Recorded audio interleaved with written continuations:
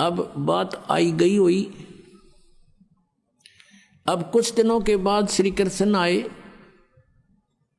श्री कृष्ण से बताया द्रौपदी ने कि भगवान आपने बड़ी इज्जत रखी, मैंने आपको याद किया, क्योंकि गुरु को याद किया जाता है, और आपने मेरी इज्जत रख दी।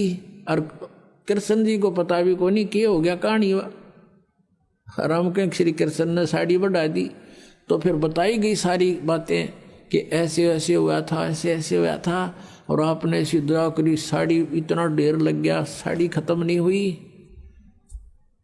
अब भगवान श्री कृष्ण पिछले जन्म का भी साधक था और उनकी भी दिव्य दृष्टि काम करे थी। अपनी दिव्य दृष्टि से श्री कृष्ण ने देखा कि ओहो, तो द्रौपदी ने पूछा कि गुरुवर मुझे किस पुण्य का फल मिला ये। तब श्री कृष्ण ने अपनी दूरबीन से देखा, दिव्य दृष्टि से देखा, उसके प्रहृद में झांक के। ये तो आम आदमी देख लेते थे, पहले इतनी अच्छी आत्मा होती थी। जैसे कहते हैं धृतराष्ट्र ने, ऐसे कोई कथा फिर बताएंगे, प्रसंग बदल जाएगा। तो अब उसने देखा कि द्रौपदी तूने एक अंधे महात्मा को एक साड़ी का टुकड़ा पाड़ के दिया था, और उस अंधे को दिया हुआ दान तेरा यूं फल गया, उसका प्रतिफल है ये। तब उसको याद आया को तेरे की।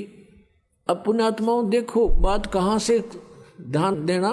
जब वो साड़ी पाड़ रही थी, अपनी राजा की लड़की अपनी साड़ी को फाड़ फाड़ कर डाल रही थी, तो उस समय वो अपनी नौकरानी को भी कह सकती थी कि तू एक साड़ी का टुकड़ा पाड़ के डाल दे महात्मा को, और नौकरानी तुरंत पाड़ के डाल देती। उसको पता था कि राजा की लड़की है, जाते चार देगी तेरे तई नए नए बढ़िया साड़ी।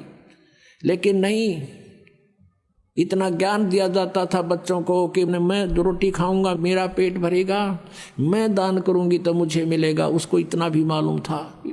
तो इसको कहते हैं लूट सके तो लूट ले, राम नाम की लूट।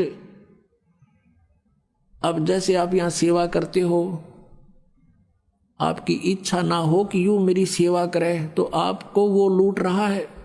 जहाँ तक आपकी पार बस आप अपने हाथों से सेवा करने की चेष्टा करें, जितनी भी हो जाए, और दान करें अपने हाथ से, अपनी कमाई से, वो आपको ही मिलेगा।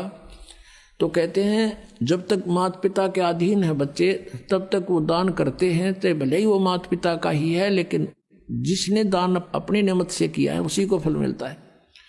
अब द्रौपदी कहती है कि हे भगवान, एक छोटी सी लीर पाड़ के दी थी मैंने, उसका इतना फल मिल गया, इज्जत रख दी मेरी, साड़ी तो देखी जा, लेकिन आज जो मेरी इज्जत रही है उसकी तो कोई कीमत नहीं।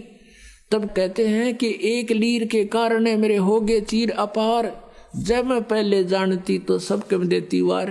इसे महापुरुष को और एक इतना दान करने से आज मेरी इतनी इज्जत रही है, यदि मुझे पहले पता लग जाता तो ना जाने क्या न्यौछावर कर देती उस महापुरुष के लिए।